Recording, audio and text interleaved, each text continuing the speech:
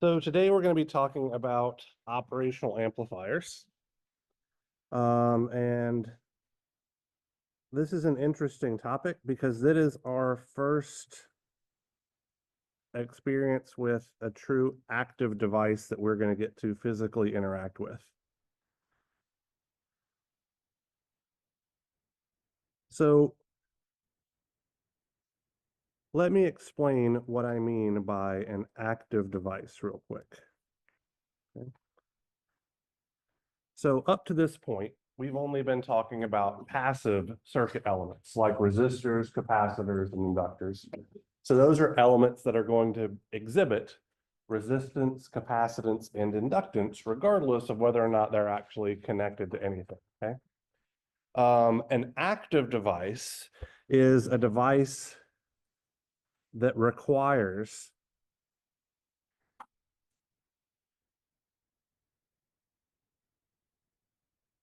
external power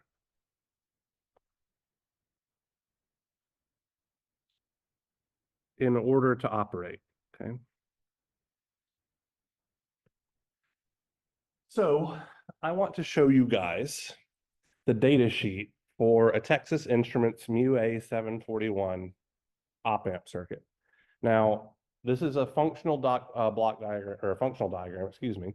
So the actual operational amplifier circuitry itself is more complicated than this, but this is going to look pretty darn complicated to most of us from the jump, okay? So this is the circuit, essentially, that we're going to be analyzing today as a component. So this guy contains 22 bipolar junction transistors, 11 resistors, a diode, and a capacitor. You guys have some limited experience of using transistors as switches in your circuits from the Engineering 120 series. You have some limited exposure to diodes, particularly flyback diodes, to prevent currents from surging up and burning out a transistor in your fan control circuit and things like that in your little miniature heat canister oven thing in 121.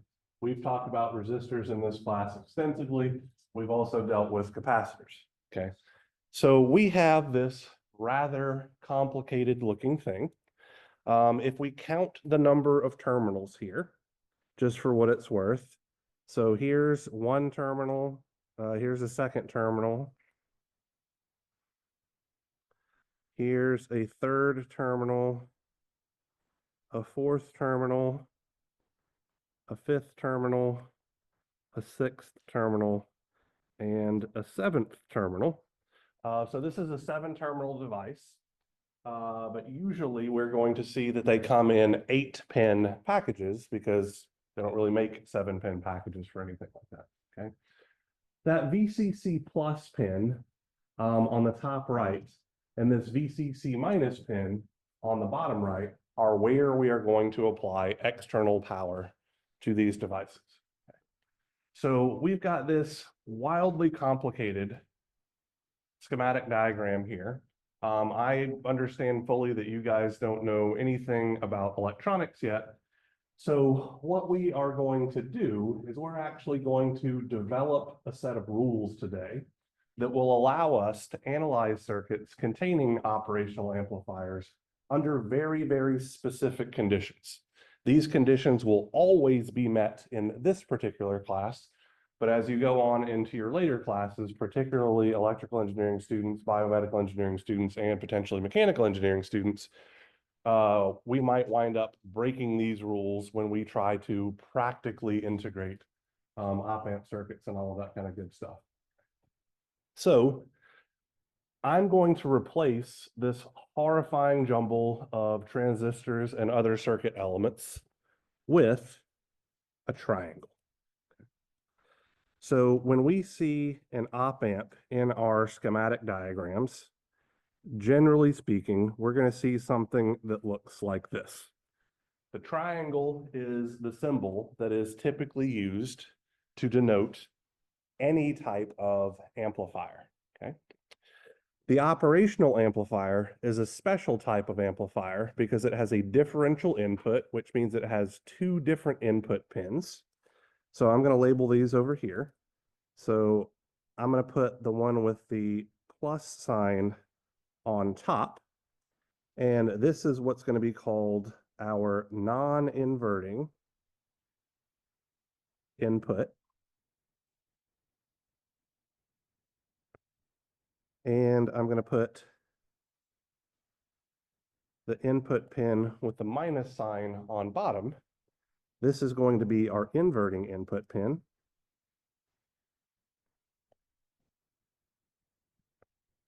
And then I'm going to put our output pin over here on the right. So from a circuit analysis perspective, these are the 3 pins that we are going to be interacting with, okay? But there are other pins that are very, very important about when we try to implement these circuits in a practical sense, okay? So the first of those important pins are going to be these 2 guys right here I'm putting in blue. And these are going to be the VCC plus and VCC minus pins where we apply power to our device, okay? So because this is an active device, in order for this particular thing to amplify signals, we need to provide it some external power, and that's where we're going to do it.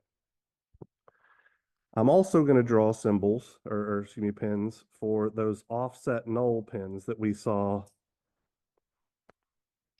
on that big gross schematic as well. So I'm just going to call this offset plus and offset minus. And now I want to talk to you guys very briefly about what these offset pins are for. So an operational amplifier is an example of an integrated circuit, meaning all of those components are already packaged together in a small device for you. It has been monolithically integrated on a single, usually silicon substrate. So you don't have to do any of that stuff internal to the op amp. It's already done for you by integrated circuit designers. And the integrated circuit manufacturing process is a pretty technical, pretty complex process.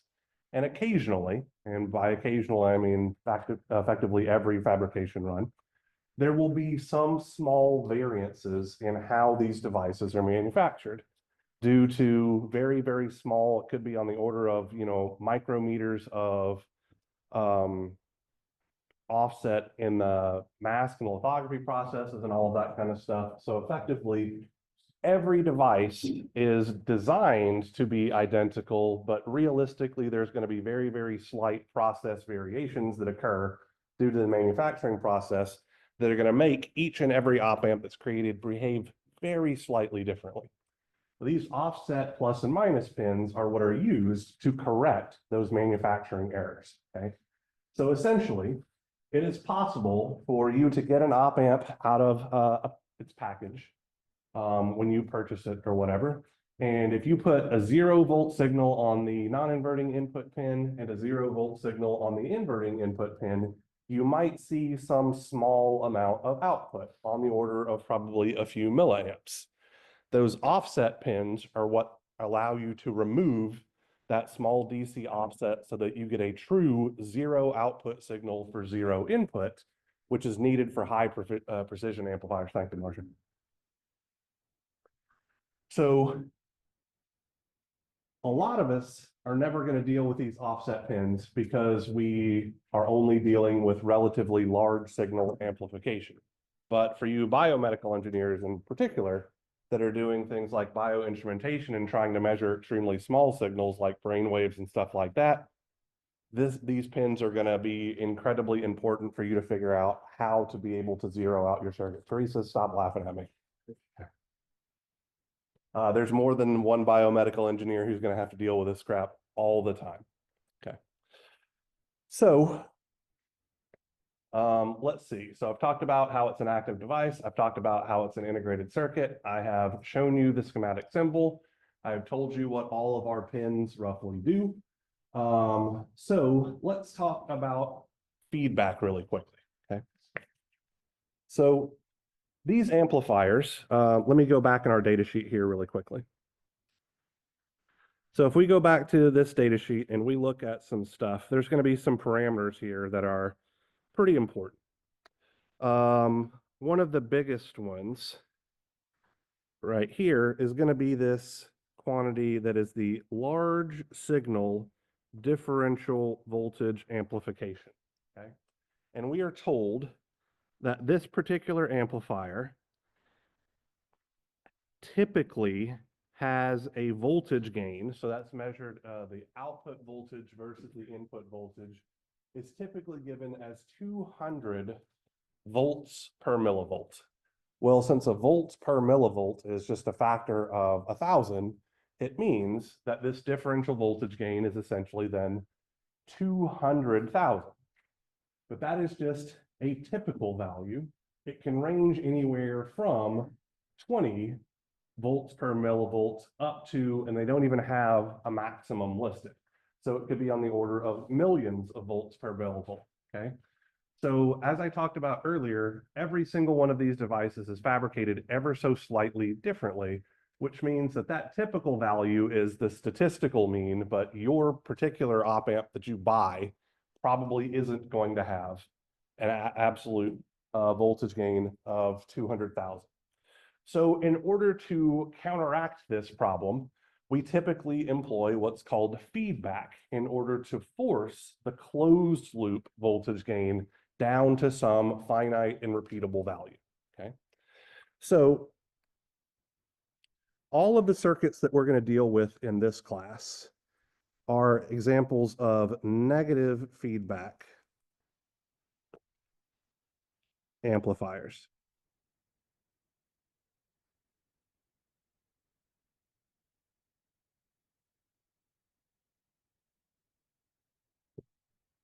So what we're going to have essentially is something like this. So I'm going to draw my op amp circuit just by itself real quick.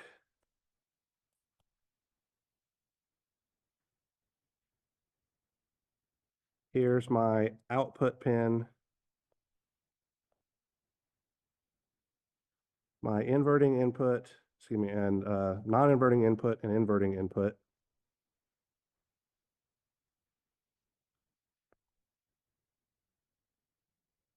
Down here's my inverting input. I'm not going to bother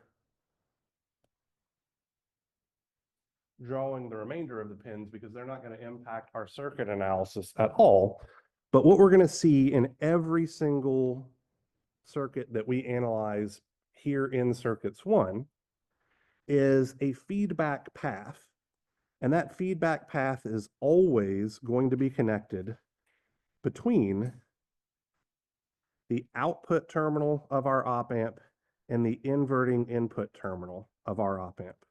And I'm just going to put a generic circuit element here that could be representative of a resistor in most cases, but sometimes capacitors depending on what we're trying to do, and also sometimes inductors depending on what we're trying to do, okay? So this part right here is called our feedback path. And whenever we have our feedback path connected from the output to the inverting input, this is negative feedback. So what negative feedback essentially does is it takes a small portion of the output and subtracts it away from whatever signal is seen at the inverting input. And that happens essentially over and over and over again, and it lowers the overall gain of the system, which gain in this case is simply the ratio of the output voltage to the input voltage.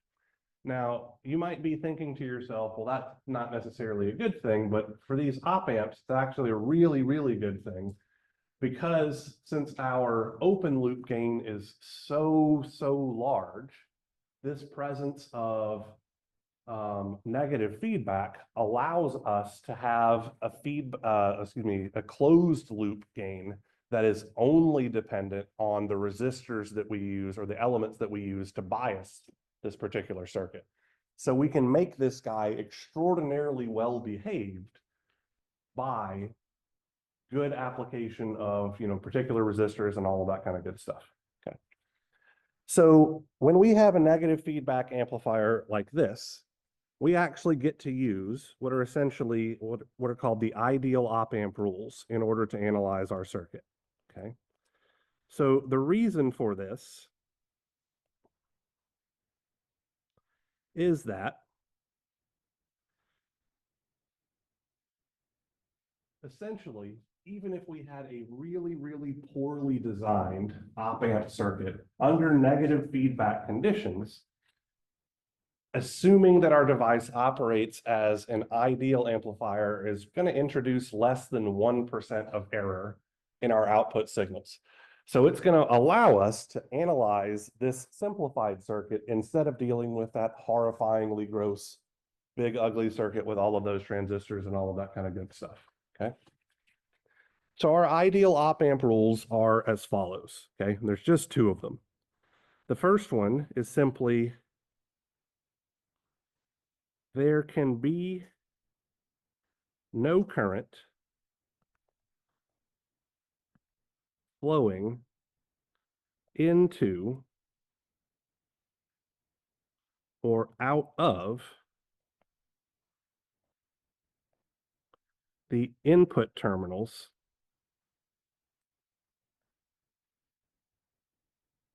of the op-amp. So if I were to label these currents, I would say that this current right here, which I might call I with a superscript plus, has to be equal to 0 amps anytime we have a negative feedback system. And similarly, this current right here, which I'm going to call I with a superscript minus, is also going to be 0 amps. So no current is flowing into or out of the input terminals. There is no specific constraint from the ideal op-amp case as to how much current can flow into or out of the output terminals. There's only a limit on the input terminals. Okay. So the reason why this ideal op-amp rule exists is because the input resistance of an op-amp is typically incredibly large. So for bipolar junction based or BJT based op-amp circuits, the input resistance is typically on the order of a few mega ohms. Okay. For MOSFET based op-amp circuits, that value shoots up by a factor of 1,000,000 into the tera ohm range. Okay. So as long as we are using resistors on the scale of, hundreds of ohms to kilo ohms and stuff like that, the resistance of the op-amp itself is going to be so much larger than the resistors that we're using to bias it that essentially no current will ever be able to flow into those input terminals. So that's where that particular rule comes from. Okay. Our second op-amp rule is that there can be no voltage difference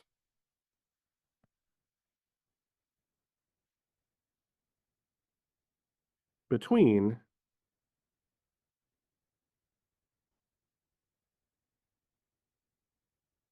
the input terminals of the op-amp. Okay. So this constraint comes from the fact that we're using negative feedback. I don't want to waste 35 minutes deriving it for you guys because you legitimately won't care. But if you just are interested for whatever reason, you can go to my YouTube channel and look up my lecture on negative feedback op-amp circuits from circuits 2, and we'll get into it there if you so choose. Not remotely needed for this class whatsoever. Okay. So essentially, if there can be no difference between the input terminals of the op-amp, then this voltage measured between these two input terminals is always going to be 0 volts. Okay. Another way to think about that is we could say that the voltage that's present at the non-inverting input terminal, which I'm going to call V plus, has to be equal to the voltage present at the inverting input terminal, which I'm going to call V minus. One other quick note here. So these voltages V plus and V minus are nodal voltages, meaning that they are measured with respect to ground in our system, okay? Effectively, all of the voltages that we're going to be dealing with in an op amp are going to be measured with respect to ground. So we are always, whether or not we're really meaning to, or essentially doing nodal analysis anytime we're looking at any of these circuits, okay? So I hope you don't rely on mesh too much because it pretty much can't be used here literally at all. Okay. So we've got these two ideal op amp rules.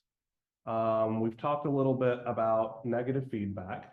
So now I just want to get into analyzing some problems because I feel, and probably correct on this, that I've given you an overwhelming amount of information over these last 20 minutes. And you guys, for the most part, have no damn clue what the hell it is I'm talking about. So let's try to rectify that part real quick by actually putting these rules to use.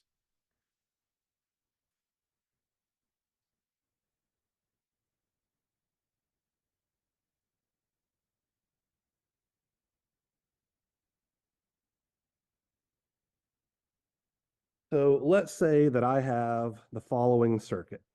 Okay.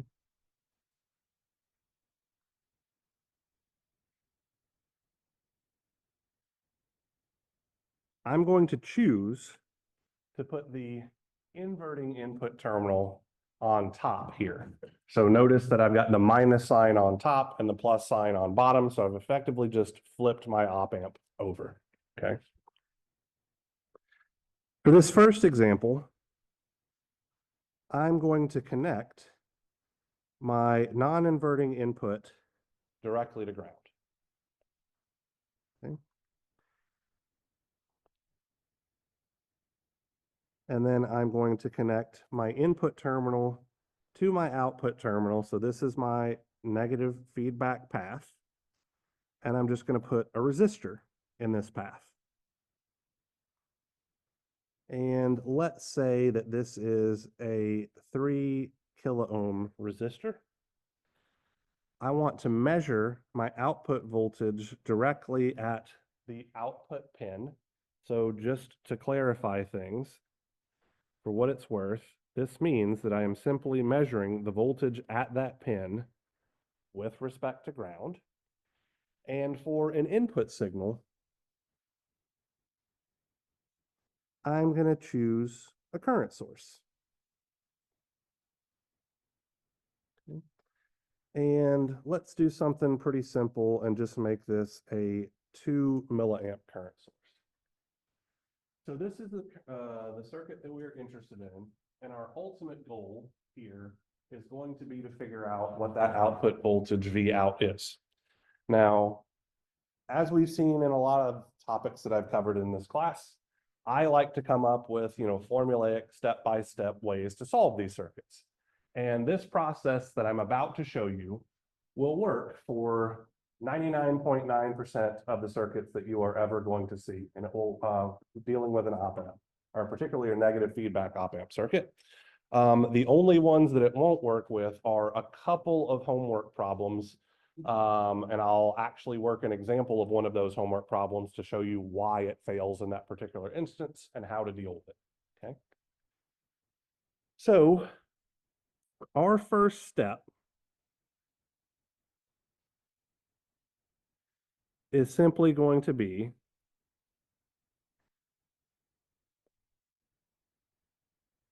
apply op amp rule number 1. So I'm simply reminding myself, essentially, that this current right here has to be 0 amps. And this current right here has to be 0 amps. Okay. My second step is going to be to determine the voltage V plus. So this is the voltage present at my non-inverting input terminal with respect to ground. So that would be this voltage right here. So can any of you guys tell me what that voltage is? 0, because we tied it directly to ground.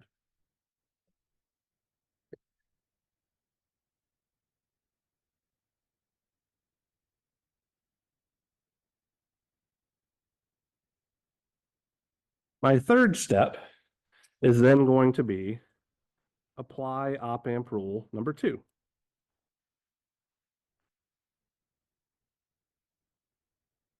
So essentially, I am saying that since I know what the voltage present at my non-inverting input terminal is, and I know that the voltage at the inverting input terminal has to be the same thing, I can just say, well, hey, if V plus is 0 volts, then V minus must also be 0 volts.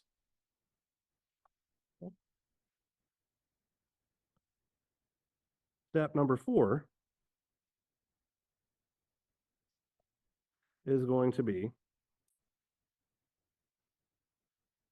apply Kirchhoff's current law at the inverting input node.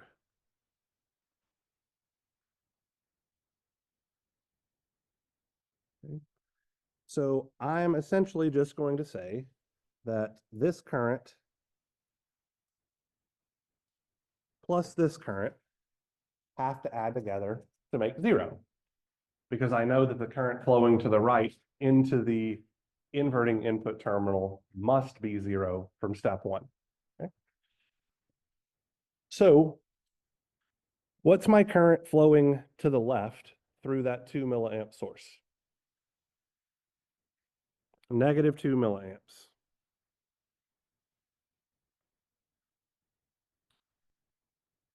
My current flowing to the right, I'm doing this just like we did nodal analysis, right? So the voltage at my node where it starts, well, we know that that's 0 volts, right? So V minus is 0 volts. So I'm going to have 0 volts minus the output nodal voltage divided by that 3 kilo ohm resistor, and set this equal to 0. And then for step number 5,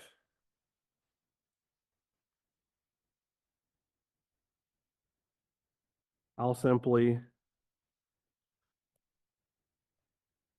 solve the KCL equation for V out, which in this case, doing the algebra in my head, V out is going to be negative 6 volts.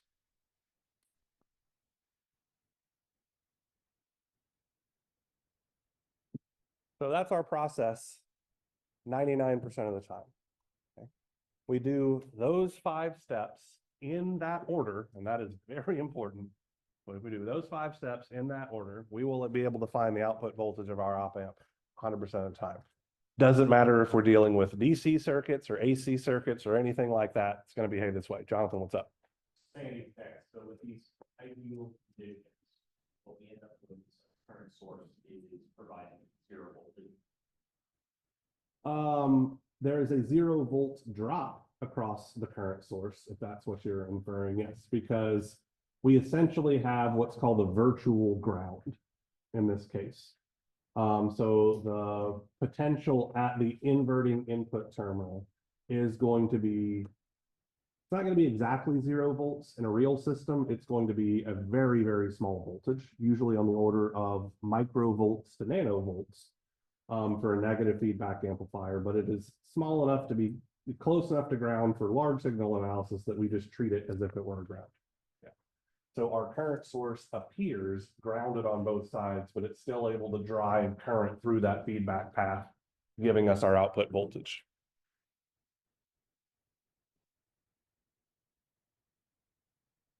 All right, so how did you guys feel about this one? Pretty reasonable, right? Okay. So let me show you a few red herring kind of things that you might see, okay? So if I had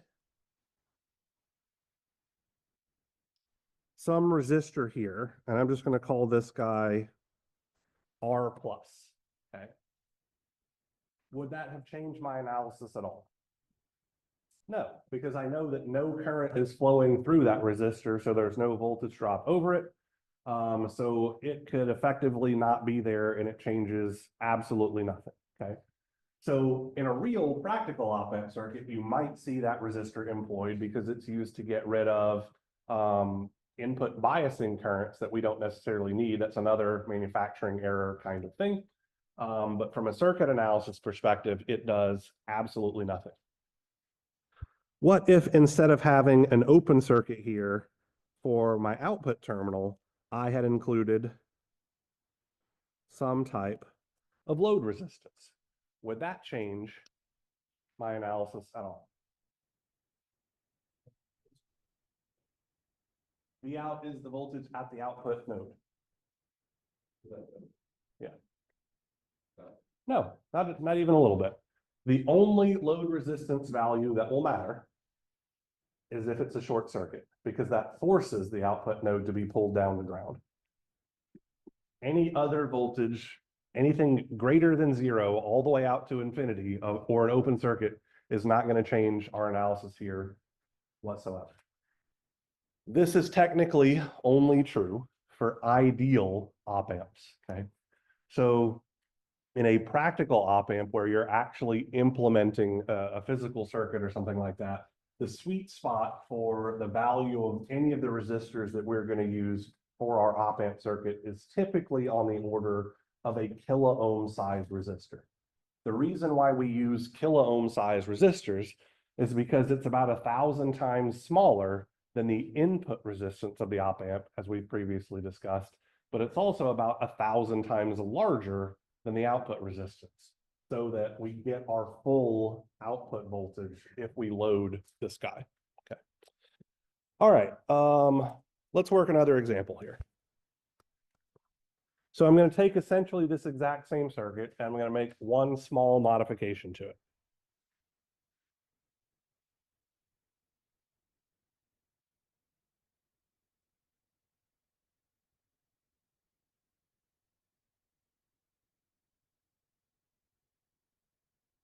So I've got my op amp again.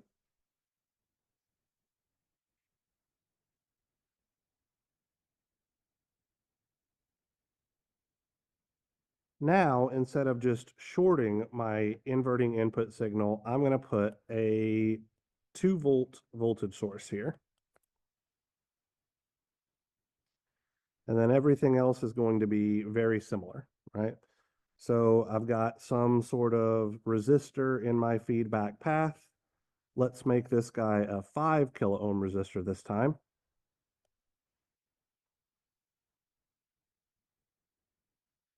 Let's explicitly have some load resistance here, just for the hell of it, essentially.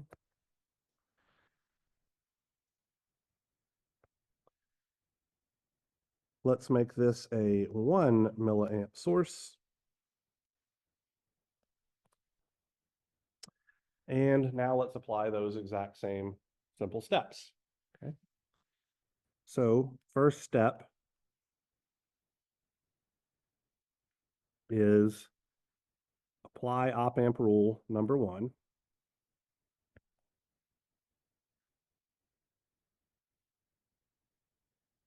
Meaning that I am simply reminding myself that this current and this current must be 0.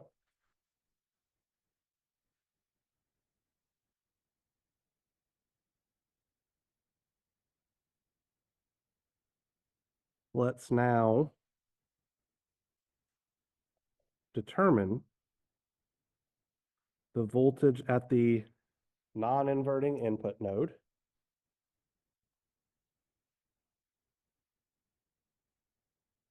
So what's this voltage V plus here with respect to ground? 2 volts because there's a 2-volt source there. So how could it be literally anything different?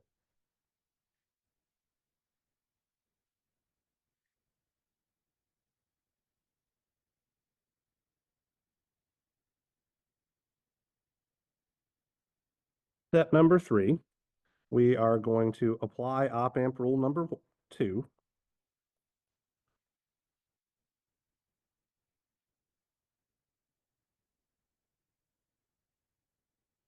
So that's me saying that since I know what the voltage is at the non-inverting input node, I must also know what the voltage is at the inverting input node. So that value is also just 2 volts.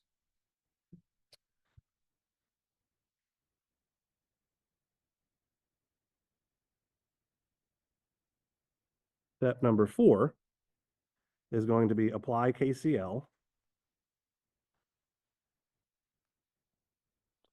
at the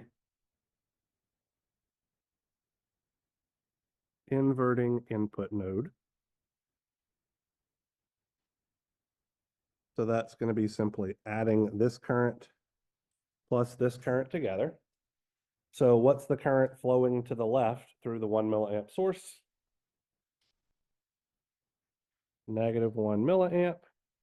What's the current flowing to the right through the 5 kilo ohm resistor?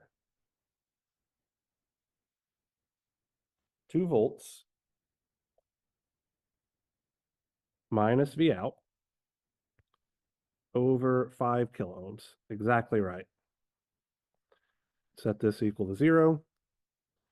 And then lastly, we simply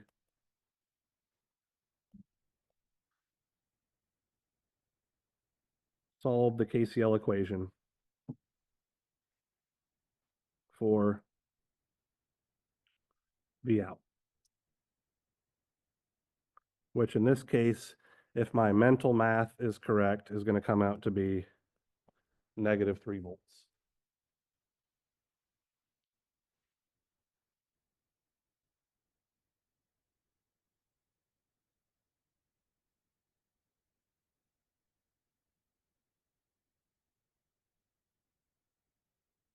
Carter, need a question? Yeah. All right. So what I'm going to do now is I'm going to, what appears to increase the level of difficulty in these circuits by an order of magnitude. So I'm about to show you something much more akin to what I would ask you to do on an exam or something like that. Okay, so this is going to look horrifying, but we're going to use that exact same 5-step process, and we are going to be able to figure out what's going on. Okay.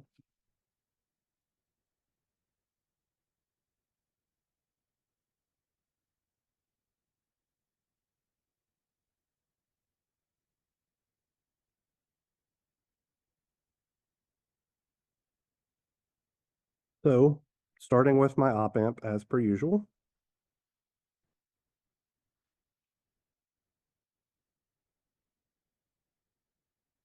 So the first thing that I'm going to do different here is instead of just applying a voltage directly to my non-inverting input node, I'm going to apply some sort of network here, okay? So I might have something like this, where let's say here I have a 3 kilo ohm resistor. Here is a 2 kilo ohm resistor. And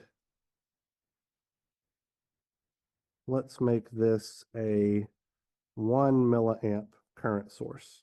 Okay. Now I'm going to apply my feedback path.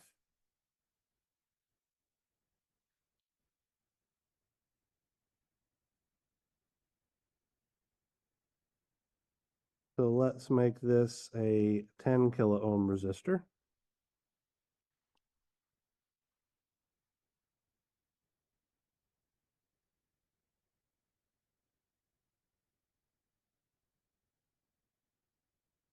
Let's make this an 8 kilo ohm resistor here. And then to try to quote unquote confuse you, but not really, I'm going to put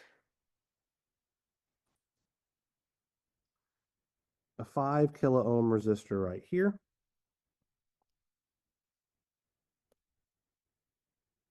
And then I'm going to put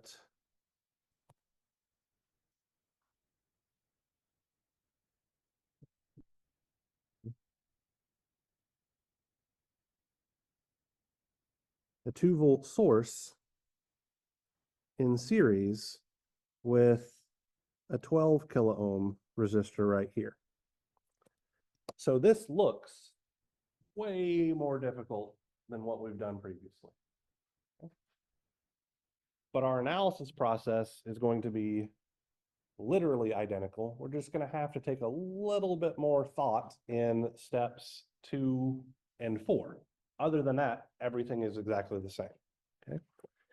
So our first step is to apply op-amp rule number 1.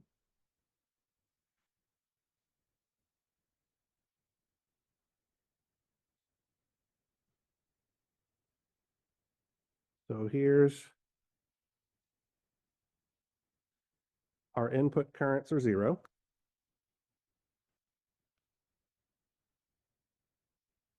Now we're going to determine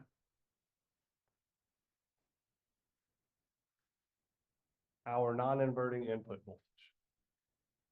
So because this is our first time doing something where it wasn't explicitly given to us, I'm going to remind you all, even though I've said it, I think 4 times at this point, that all of these voltages, our non-inverting input voltage, our inverting input voltage, and our output voltage are nodal voltages, meaning that they are measured with respect to ground. So I am essentially finding the voltage where the positive polarity terminal is at this particular node and the negative polarity terminal is at ground. So my non-inverting input voltage is literally just the voltage drop across that 3 kilo ohm resistor, because it's measured between the non-inverting input node and ground. So I could do whatever path I wanted to. It could also be the voltage drop across the 2 kilo ohm resistor in series with that 1 milliamp source, but that's slightly harder to figure out. So I'm going to do it the laziest way possible. Okay.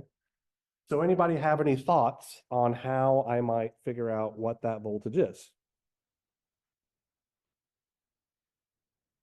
Sorry, what was that? So why is it the 1 milliamp times 2 kilo ohms? I'm trying to find the voltage drop across the 3 kilo ohm resistor. So somebody else take a stab at it. Carter. Yeah, because all 1 milliamps of that current will wind up flowing through the 3 kilo ohms because we know none of it can branch off and flow into the input terminal. That's why we remind ourselves that no current can flow into the input terminals, right?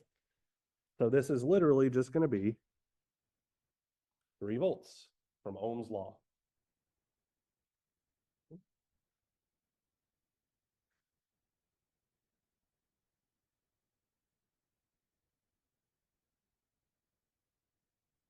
So for step number 3,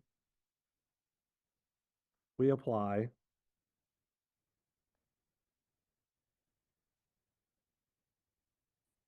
op-amp rule number 2. So that's just us saying that since the voltage at the non-inverting input terminal was 3 volts, the voltage at this node, the inverting input terminal, is also 3 volts with respect to ground. For step 4, we are once again going to apply Kirchhoff's current law at the inverting input node.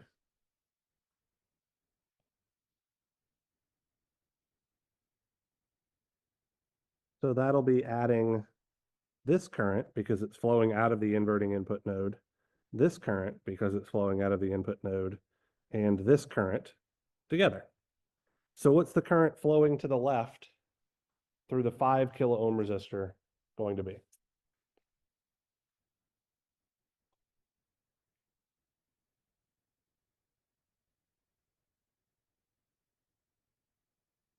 What's that? Yeah, so V minus over 5 kilo ohms, where in this case, V minus is just 3 volts. So 3 volts over 5 kilo ohms. Great job. What's the voltage flowing to the left through the 12 kilo ohm resistor going to be?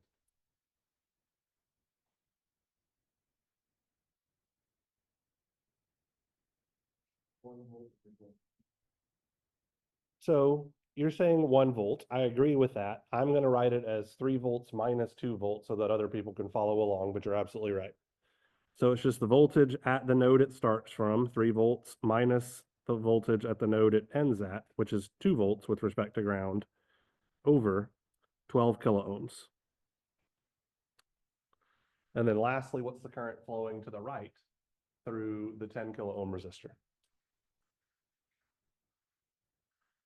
3 volts minus V out over 10 kilo ohms is equal to 0. I can't do the algebra for this guy in my head, so I'm going to throw it into my calculator really quickly. So let's see, 3 over 5 plus 1 over 12 plus 3 minus x over 10 is equal to 0.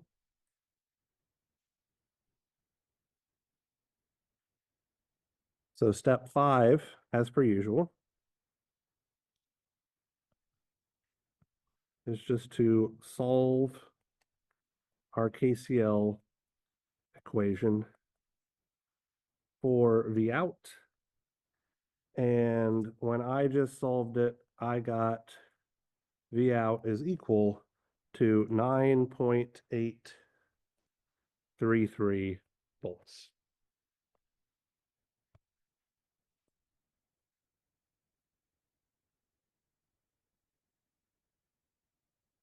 Let me just double check that real quick.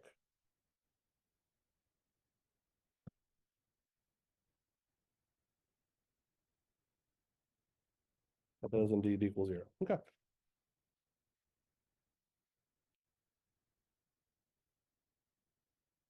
So again, I just want to remind you all, this looked horrifyingly more difficult than the previous 2 example problems. We jumped from you're just learning to ride your bike on training wheels to you're driving a Ferrari. But the same process is exactly, or the same process gave us the results that we were looking for, okay? So the last thing that I want to do here really quickly is work an example where this process breaks down slightly. You're going to see this in, I think, 1 or 2 of your homework assignments for today's lecture, okay? And Jonathan, feel free to correct me if I'm wrong in this assumption. But this problem is going to involve a voltage source in the feedback path, which I have never seen any practical application for literally ever. I'm not saying there's not a possibility that there's a reason to do it. I am just not aware of it. And I've been dealing with these things for, at this point, the better part of 20 years. So starting with my op amp,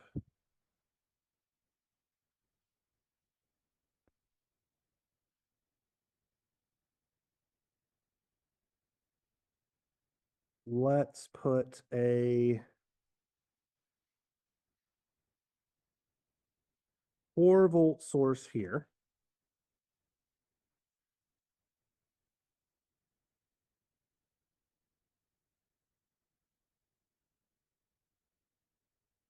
Let's put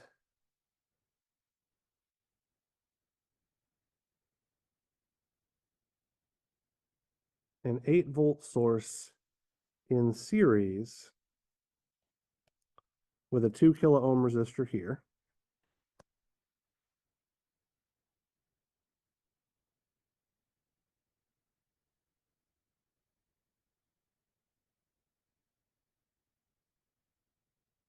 let's put the 10 kilo ohm resistor here. And our ultimate goal is to once again find our output voltage. So like I said, this is a case where we have a voltage source in our feedback path. And again, I have never ever seen this done in any practical case. So I don't know what the reasoning for it is, other than to force you guys to be familiar with the ideal op-amp rules. But this particular situation where we have a voltage source in the feedback path messes things up slightly, okay? So if we look at step number 1, that's going to be totally fine, right? We're just going to apply op-amp rule.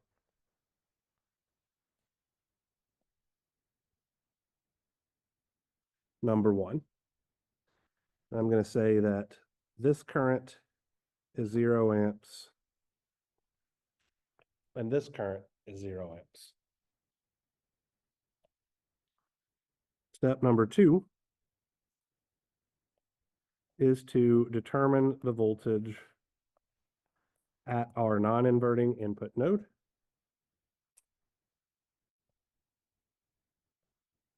So what is that voltage by inspection? 4 volts.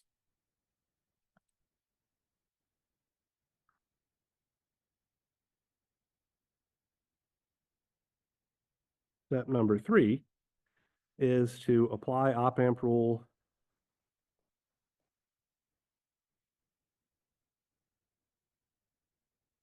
number 2. So that means that this voltage right here, V minus, would have to be what? Also 4 volts. Thank you. And now here's where, sorry, that should be, oh, that does say 3. It's just my penmanship is shitty and I can't even read it myself. So this is where things are going to break down, right? If we try to apply Kirchhoff's current law at our inverting input node, we would have to essentially find the current that's flowing through that voltage source. And we can't really do that, okay? So instead of applying KCL to find V out, in a situation like this, we're actually going to apply KVL to find V out. So what we're going to do is I'm going to literally start from ground on the input side and go all the way around the circuit until I hit ground on the output side, like so.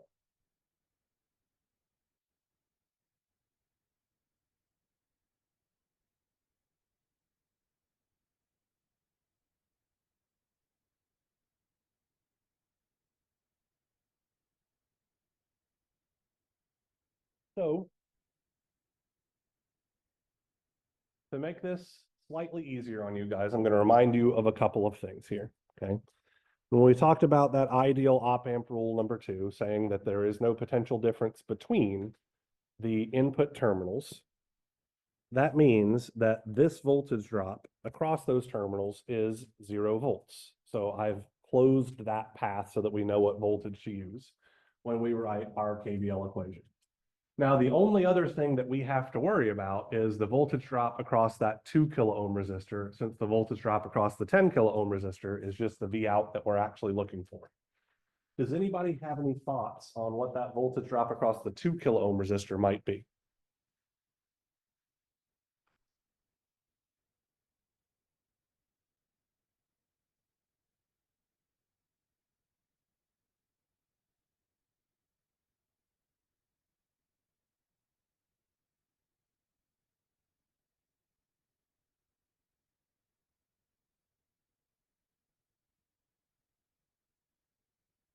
So if I wanted to find the voltage drop across a resistor generically, what would I normally do?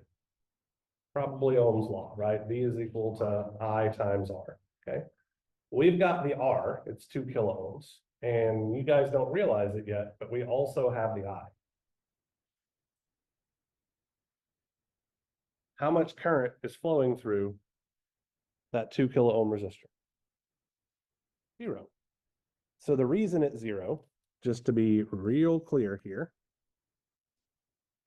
is because any current flowing through the 2 kilo ohm resistor would have to flow into or out of that input node. So current flowing through the 2 kilo ohm resistor is 0 amps by inspection, which means the voltage drop across the 2 kilo ohm resistor is 0 volts by inspection. And now we can simply write our KVL equation. Okay. So that's going to look like negative 4 volts plus 8 volts plus V out is equal to 0. And then our fifth step is just to solve our KVL equation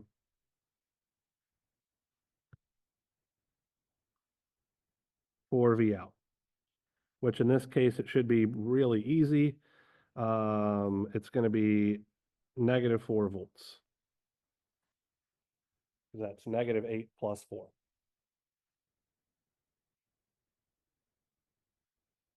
So let me just recap things real quick. Like anytime we have a voltage source in our feedback loop, we need to do KVL instead of KCL. Literally every other case, we can just do the same thing that we've been doing every other example problem.